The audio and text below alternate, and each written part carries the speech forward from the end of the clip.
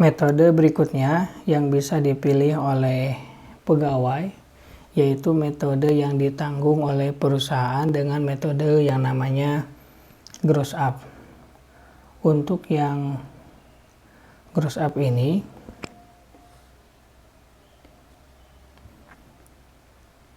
perusahaan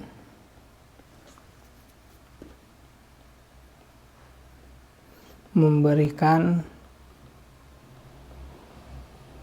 tunjangan pajak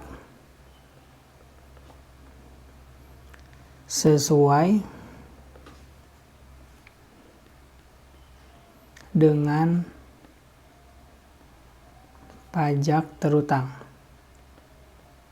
Jadi jika dibandingkan dengan metode sebelumnya, ini sama dengan metode tunjangan pajak.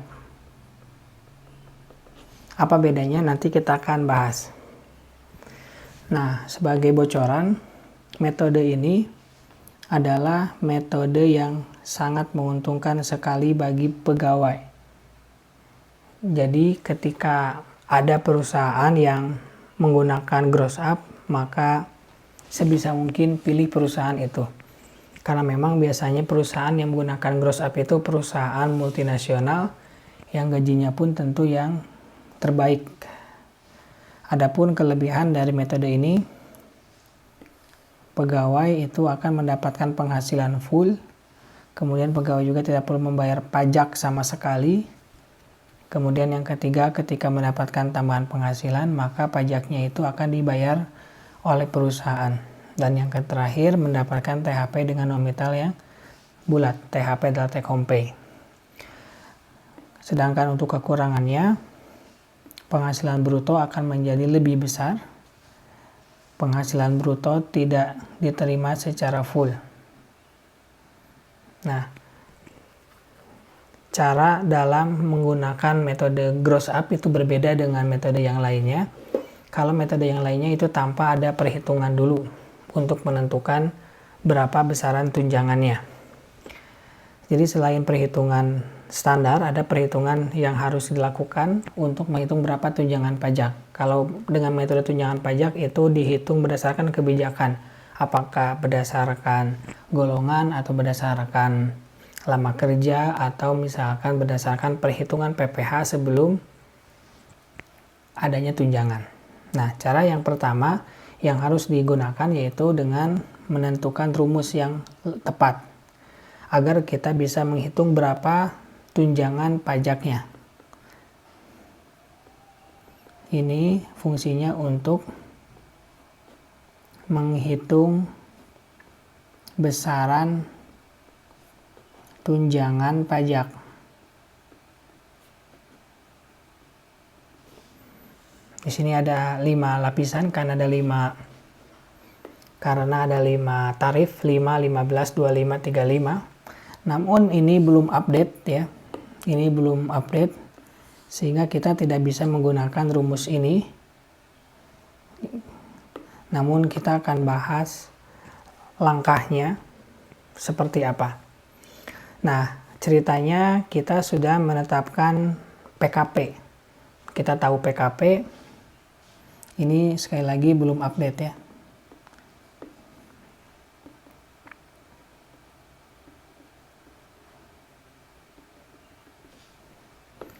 Setelah kita menetapkan PKP, kemudian kita masukkan ke dalam rumus ini.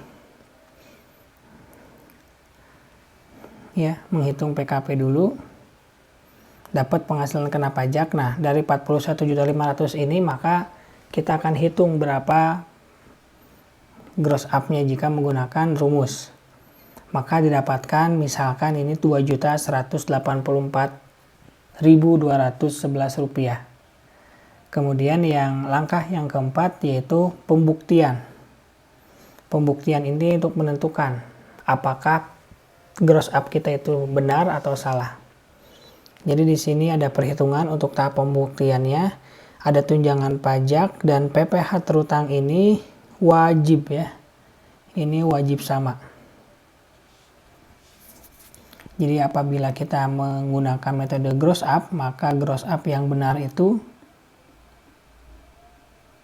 apabila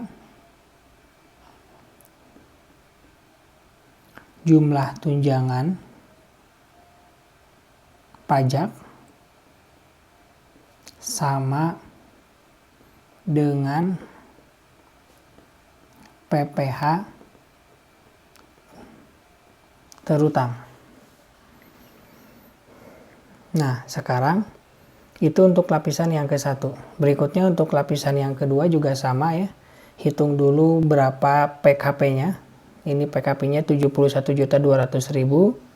Kemudian kita masukkan ke dalam rumus dan dapat 6.682.253 dengan dibulatkan.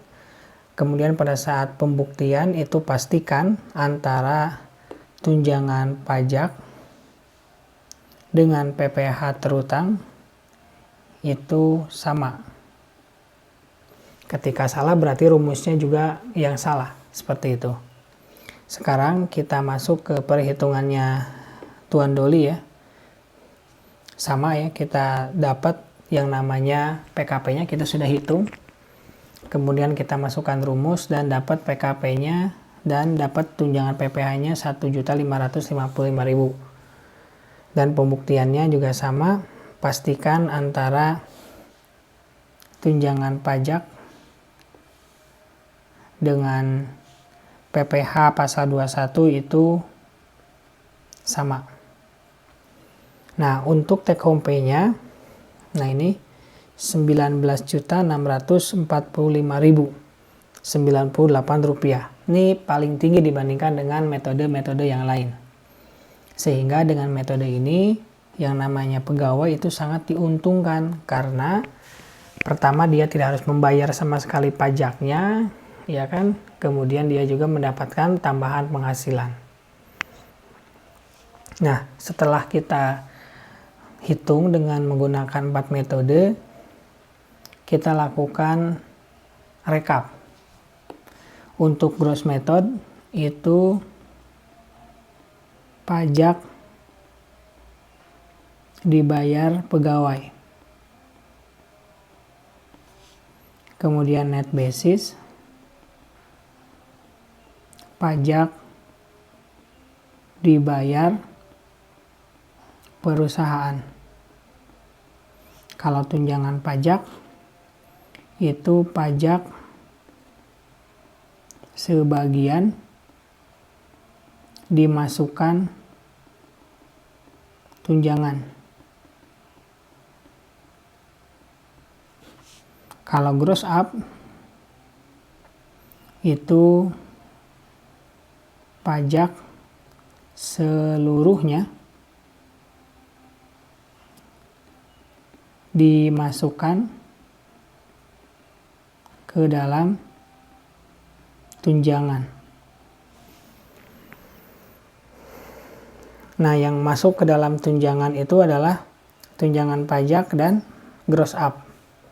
Karena net basis itu dibayar pajaknya, bukan memberikan tunjangan. Kemudian untuk PPh terutangnya,